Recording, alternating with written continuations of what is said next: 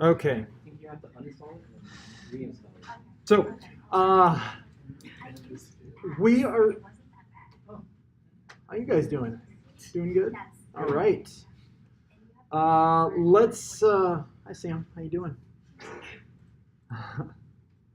All right. Let's talk a little bit about what we're going to be doing today and this week as far as homework. Actually, before we get going, I'm curious. Unfortunately, now we got some weird stuff at the outset of this video, but that's okay. What did you guys think of the homework? I have not looked at the homework because it was due this morning. Was it, did you guys, understandable? You knew what you were supposed to be able to do. It's good. Not too difficult, but just difficult enough, right? Hopefully. I don't see anybody doing this. Everybody's doing this. We haven't gotten our grades back though, so I think that's a big determinant. We could actually walk through the homework if you guys wanted. Today we'll talk about that at the end. It might be beneficial to do something like that. Okay. Today we're going to be talking about causation, and then we're going to be talking about, in the context of causation, multiple regression, which is regression with multiple independent variables. And I was trying to come up with, I kind of feel bad. We've got a bunch of business people in here, and all of the things that I talk about are psychology related. So I tried to come up with something to explain some of the stuff that we're going to be talking about, or some of the concepts in regression using business analogies. So let's talk about a story first. Who knows who John Bogle is? Anybody? You should know the name. I mean, you business people, you guys, I'm not surprised. You might be like, oh, did he create Bogle, the game? But it's pronounced Bogle. No, John Bogle, he was, he started one of the biggest trading firms in the country called Vanguard. You heard of Vanguard before? And he invented something called the index, fund, right? Index fund. And so, anybody know what an index fund is? Come on, business folks. I'm not surprised that you guys don't know what an index fund is. You front row folks, but an index fund. So prior to John Bogle, we had all of these people who were money managers, right? And what is the goal of a money manager? Manage your money. Yeah, and how so? What do they do? So basically, they invest your money in stock market or in other ventures where they promise certain kind of return to you, and then they get certain brokerage for themselves. Yes, that's exactly what they do. They charge a fee to invest your money for you with the idea that they can invest it better than you can, right? This means that they have some sort of predictive power. They can understand the market in a way that nobody else can understand the market, right? And they get paid an awful lot of money to do this. If you were to invest in the market knowing absolutely nothing about the market, then the best thing that you can do is invest in the average, right? And what is the average of the market? What do we call that? It's just the Dow, right? It's based on the S&P 500, which is the up and down of the top 500 largest companies in the stock market. And so if you were going to invest knowing nothing about the stock market or about these businesses or about anything, the smart thing to do would be to just invest in the average. The Dow in general, it goes up and down, but it climbs across time, right? And so you will have years where you lose money, but you will also have years where you make money, and on the average, you will follow the stock market. This also means if the stock market is bad a year, you lose a lot of money that year, right? So when John Bogle was a student at Princeton, he read a paper by an economist whose name I can't remember right now. But this paper said it looked at years and years and years of investing by money managers. So the idea behind money managers is they're really smart guys and they can beat the market, right? And so he looked at years and years and years of investing in money managers, and what he found was that they were no better than the market, And in fact, oftentimes they're worse than the market. And when you add in the fact that you're paying that person to do it, people are doing worse with their money than they could be doing if they invested just on their own in the S&P 500. The end of this economics paper said, somebody please create just an index stock that just tracks the S&P 500. And John Bogle said, I'll do that. So he created this index stock that took like the largest business in the market, right? The top business, like right now it's Apple. So the biggest business in the market, he would buy a proportional shares of that business. And then the second largest, slightly less, right? Proportional all the way to 500. And so he had a stock that tracked perfectly the S&P 500. He went to get an initial investment. He wanted 150 million, but nobody wanted to invest in it, right? He got 11 million. Because, and it's funny, there are like advertisements from the government saying like the index stock is un-American, right? Like the idea is to beat the market. Don't be average, why be mediocre, right? You can go out there and you can do something better. And there are all these really smart people who are saying like, I can beat the market. I know something, right? Like I have predictive power over the market. What we found over time though is that there is virtually no predictive power over the stock market. And time again, since the 1950s when they started looking at this, money managers do not outperform the S&P 500. And what's really funny is, okay, who knows a guy named Ted Seides? Anybody know who Ted Seides is? So he manages a group of hedge fund grants, right? And so hedge fund people are like these super, super smart guys, all mathematicians, physicists, right? And they are studying the market, economists, and hedge fund people believe that they can also beat the market. And certainly Ted Seides said he can beat the market. And during a big conference in 2007, okay, one more name, Warren Buffett. Who's heard of him? Warren Buffett said in a talk that he would pick a fund that would beat any hedge fund out there. And it is just an index fund. And Ted Seides said, I'll take that bet, right? And they bet $1 million. And so what they actually did is they put $1 million on the table, and then they each put 300,000. Well, they combined. I think they each put 150,000 into a fund, not an index fund, but a fund that was managed by Berkshire Hathaway, with the idea that at the end of 10 years, whoever wins this bet, the $1 million plus everything that's raised in the fund is just going to get donated to the person's charity of choice, right? Warren Buffett's third richest man in the world. He can afford. Oh no, he's the third richest man in America. I don't think he's the third richest in the world. He was sometime, but like some other people have. Gotcha. So anyway, they made that bet in 2008, and that bet came to fruition this year. So let's talk a little bit about it. The hedge fund manager said, Ted Seides said, I can predict the market, right? I can predict what will be high and buy in, and I can predict what will be low and get out. And they're nimble at it, right? These hedge fund managers, or they claim to be.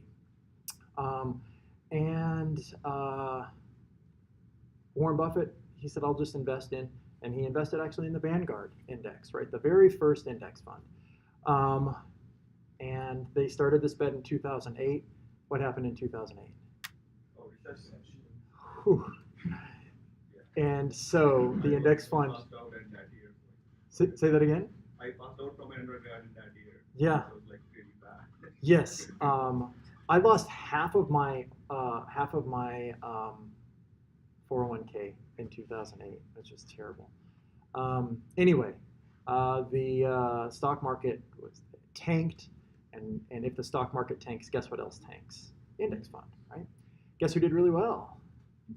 Yeah, Seides did really well that year. With what essentially happened actually is the index fund, I say really well, that's relative.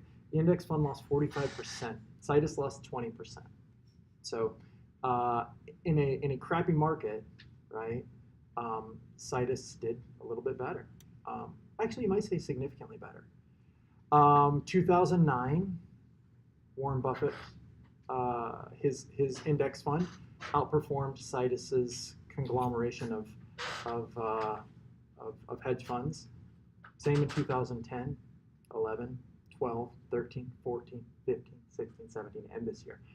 They finished the bet this year, and the hedge fund was up 45% from what they had originally put in. And the index fund was up 125%. Yeah. And so the point of all of this is that when you know nothing, what is your best predictor? The mean, right? And so, oops.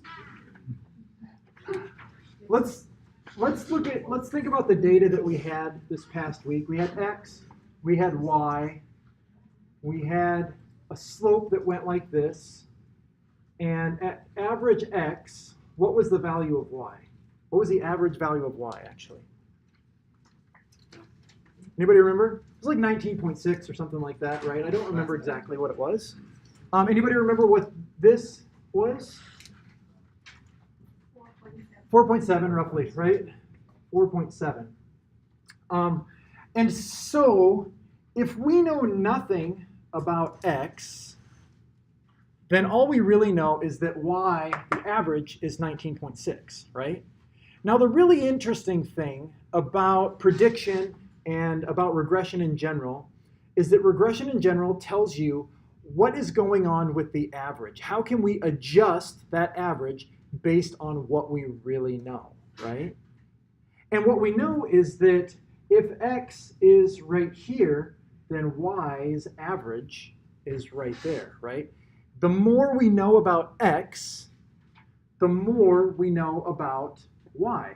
Those two averages are related. Torre said something great last week outside of class, but the idea is that all of statistics are based on like two principles, right?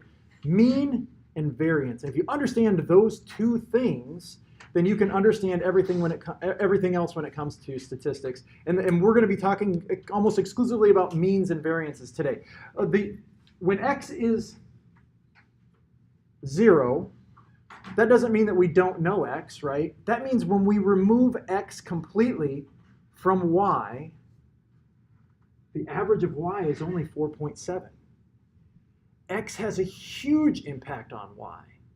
In contrast, if X had no impact on Y, we had X, we had Y, and X was completely unrelated to Y, what would the average of Y be? It wouldn't quite, like 4.7 is Y when we know X, right? If we don't know X, if we don't know anything, what's the average of Y? It's 19, right? Like it's 19.6. And X then, the slope of Y looks like this, right? Like we just have this average, and X doesn't help us understand this average at all. Here, though, X is really important because it helps us understand the difference between Y when X is there and Y when X is not there, right? So in prediction, when we're trying to predict an outcome, the idea is, and this is the basic idea behind statistics, and I think I said this in the first class, and I want to reiterate it again. The whole idea that we have statistics is to understand why our dependent variable is not the average, right? Is not at average. And if everybody was 6 feet tall, then we would have no need for statistics because we could perfectly predict everyone's height every single time, right? But not everyone is 6 feet tall. If we say that the average is 6 feet, then we can say there are things that contribute to that 6 feet, right? And one of those things is diet. And the more food you eat, the taller you are, right? The less food you eat, the shorter you are. And so it's quite possible if we can completely remove food from the equation, your height would be what? Probably about this tall because you'd be laying this way without food. The idea is if we understand another variable, we can adjust the average of this variable, right? And we can begin to predict what that variable, what this average, this true average is. This line is always an average with some sort of variance around that line, right? And so even, even if we know an awful lot about a thing, we can't predict it perfectly, right? Because we're always going to have variance, in which case even regression says our best prediction is still the mean, right? And so what we're always predicting is y hat. What's the difference between y and y hat again? It's residual. Yes, the residuals, right? And so y is all of these different things. Y hat is this exact value, right? Y hat is where something should be. Y is where it actually is. Perfect. All right. So one of the problems that we have that we're going to really dig into today is the fact that most of our, a lot of our, not most, but a lot of our analyses are trying to predict something and say that it causes something else. But a lot of times we're looking at these two things kind of simultaneously, right? And I went through this in the video and I talked about, like, here are some of the important pieces to consider when we're talking about causality.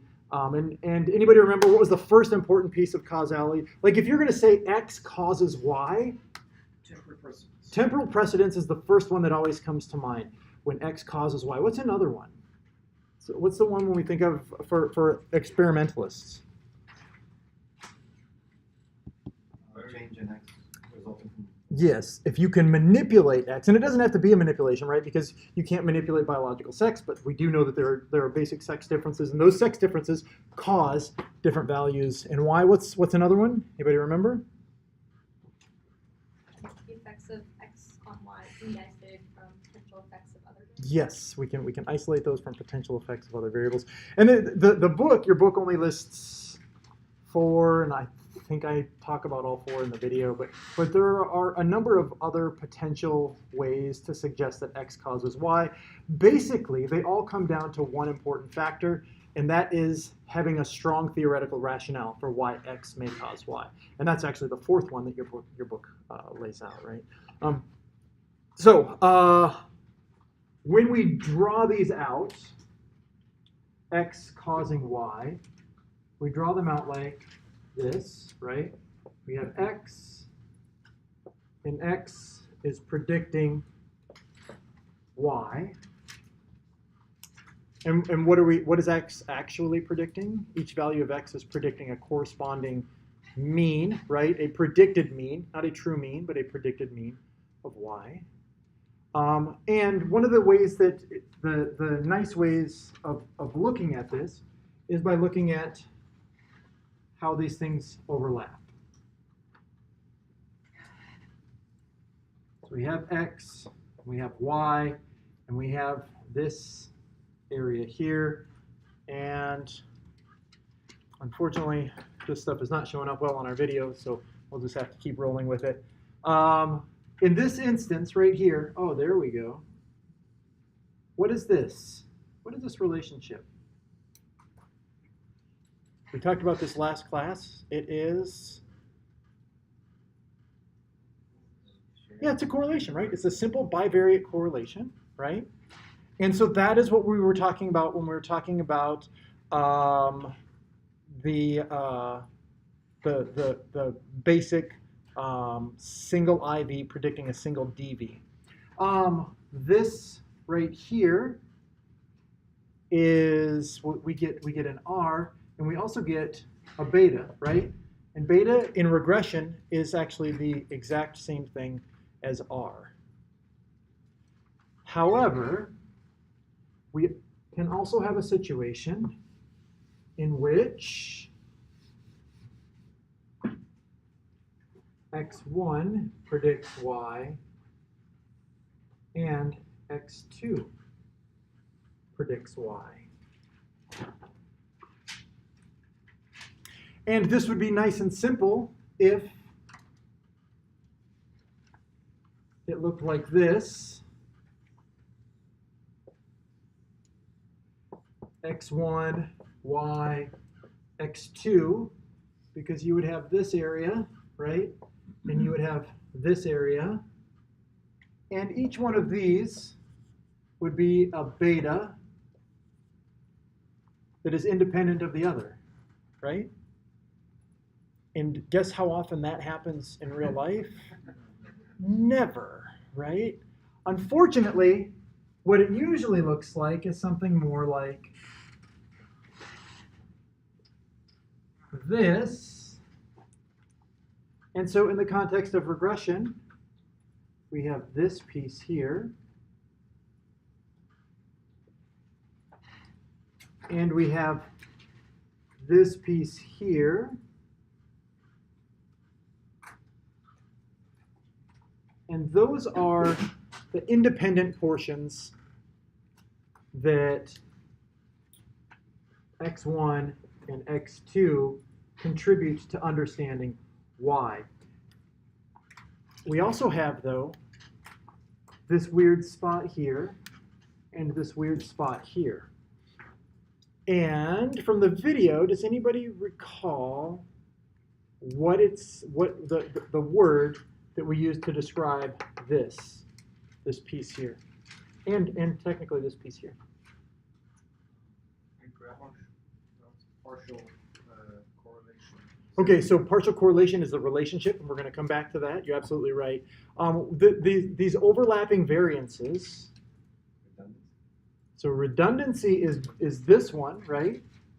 Altogether, it's called multicollinearity, right? Multicollinearity. Redundancy winds up being the extent to which these two are related. And that can be really, really important. And we're going to look at an example of redundancy today, right? What happens in redundancy? Anybody remember? What is redundancy? Yes, these two are really, really related. Do you recall? So we'll look at an interesting example. But redundancy is when you have two variables that are highly related. And so if we were to regress x1, if we were to regress, let's talk about language here for a second, just so we're all on the same page here. When we say regress something onto something else, what are we talking about first? How would we say that we're going to do a regression between x and y? How would we say that in common language? Check prediction of y from x. Okay, so we can say we're going to predict y from x. Regression means that we are adding something to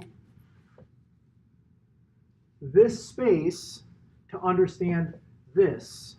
And so when we talk about regression, the way that we talk about regression in the scientific context is we list our dependent variable first, and we say what we are regressing onto our dependent variable, right? What we are trying to partial out of our dependent variable. So we would say in this instance, if we regress y onto x1, right, then we would get a beta equal, let's say, 0.4. And then let's say we regress y onto x2, and we get a beta of, let's call it 0.4, okay? Redundancy occurs when we regress x1 and x2 onto y, and one of two things happens. Either this remains 0.4 or a little bit less, right? And this becomes, like, say that again? It becomes higher. Typically lower, but we'll talk about when it becomes higher. Let's say this becomes like 0.01, right? But maintains the same sign. As long as it's maintaining the same sign, then what we're essentially saying is that these two things are what? Correlated. Yeah, they're correlated and they're almost the same variable, right? They're tapping into the same kind of construct together. And again, that's called Multicollinearity and redundancy. Redundancy, yes. And it makes sense if you think about it in terms of the fact that these two variables are just redundant with each other, right? We have another instance that we will look at here today where something else happens. And you have x1, x2, y. Somebody say that in a sentence for me. We regressed x1 and x2, right? Yes. And in this instance, we get a beta equals 0.4. And in this one, we get beta equals minus 0.2 or something, right? Something weird is going on because it was positive 0.4 and now it's flipped in sign. What is this called? Anybody recall from the video? It's not spurious, not moderation. This is called a suppression, right? It's when x1 suppresses the effect of x2, and it leads to what? I'm running out of space here. What's really going on is you have x1, and it accounts for a huge amount of the variance in y. And x2 also accounts for this, right, in y, but most of x2 is due to collinearity with x1 or overlap with x1 and y, and just the small area of x2 is associated with y, and that small area is associated in a way that's unexpected because the main effects, the most important pieces of x2 are already accounted for because of redundancy with x1. So suppression is a form of redundancy, although not necessarily, it's a combination of redundancy and multicollinearity with y, right? But it's when there's just very minuscule amounts of variance left to explain, and those minuscule amounts wind up causing a flip in sign. Sometimes that's significant, sometimes it's non-significant, but that's what a suppression effect is. More importantly, is that sometimes there are important theoretical reasons for suppression effects. I can't tell you too often I see it in articles, somebody will just say like, and that's probably a suppression effect, and then they never talk about it afterwards. If you happen to come across a suppression effect, think of a reason why and give a potential explanation, because that allows a next step, either for you or somebody else, right? Like, oh, such and such found this suppression effect, and it could be because of Z. And so we examined Z in the context of blah, blah, blah, right? Anyway, let's do this.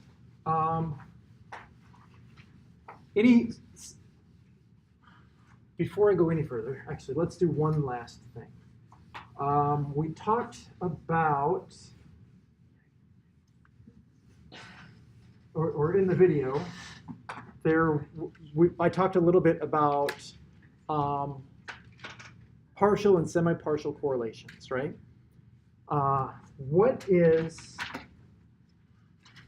We do this.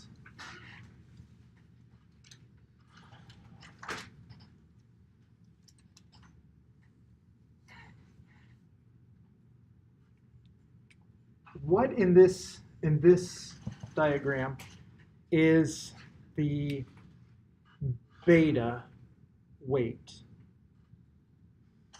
the regression weight, the regression slope, so to speak, for x1. We have x2, we have x1. What winds up being the important piece of x1 here? Yep, this little spot right here, right? And that amount of variance is divided by what? It is divided by the total variance in y, right? And that gives us how much of the total variance in y can be independently explained by x1. Likewise, bear in mind it's only looking at the variance in y. We don't care for a regression coefficient about the variance in x1 that's not associated with y, or the variance in x2 that's not associated with y. This winds up being the variance that x2 independently explains in y. And so this winds up being the beta for x2, which is this variance right here divided by, again, the total variance, right? And by total variance, I do mean all of it, right? We're not partialing anything out at this point. That's what a regression weight is. Regression weights, again, don't take into account anything that's not encompassing y.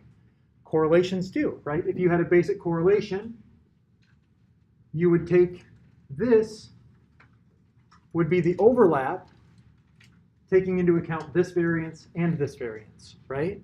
But regression does not focus on that. Regression focuses only on the variance of y because we're trying to predict y, right? That's what we're concerned with.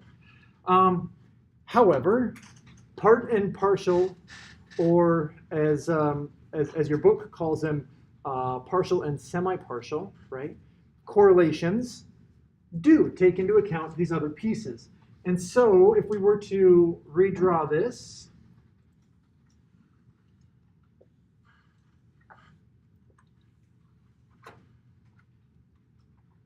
what is the partial correlation here? What's the difference between partial and semi-partial? Or as SPSS calls semi-partial part? Does anybody remember? Which one winds up being higher? Do you guys recall that? Say it again. Actually, partial will wind up being a little bit higher. Right? Is it partial? Yes, partial. Partial should be a little bit higher. And so what's going on here is a partial correlation is looking, so the partial correlation between x1 and y winds up being this variance that they share, right? Removing this area here, this area here, and this area here. And this is important because now the amount of variance here is reduced, the amount of variance here is reduced, and it's saying like everything that occurs because of this, we are pulling out, right? A semi-partial is different in that it doesn't remove this here, right? This variance of y stays in there, but it's still partialing out this piece, right? Or I'm sorry, this piece of x2 and x1. And so you're keeping this portion, and this is actually why you can't get a semi-partial correlation. So you can, in SPSS, you can ask for partial correlations, but you can't get the semi-partial correlation because the semi-partial correlation is including the full variance of y, whereas a partial correlation is not. And so you have to do a regression in order to get a semi-partial correlation. I'm going to say that again. You have to do a regression in order to get a semi-partial correlation, but you can request just partial correlations, which will partial out the variance of whatever other variables are in there. But it assumes that this space is getting removed. The semi-partial does not remove this. It's accounting for 100% of the variance of y. And that's actually also, just incidentally, that is why a semi-partial correlation is always going to be less than a partial correlation, because if you have 0.5 variance divided by 0.9 variance, that is going to be less than 0.5 variance divided by 0.8 variance, right? Like if your denominator is greater, then the amount of variance accounted for is going to be less. Because this isn't going to change, right? It's just whether you're including this space here or this entire space. Make sense? Who's lost? Don't be shy. I think it makes a little bit more sense once we actually open the data and have a look at it. So let's do this. Hop on to web courses. Module 3 has class data 1. Grab that class data, open it up in SPSS, and as soon as you're done, we will take a break. And when we come back, we will start looking at partial and semi-partial correlations. We're also going to look at suppression, and we are going to look at, we're also going to talk about mediation, which I guess I didn't talk about here, but we'll get there. All right.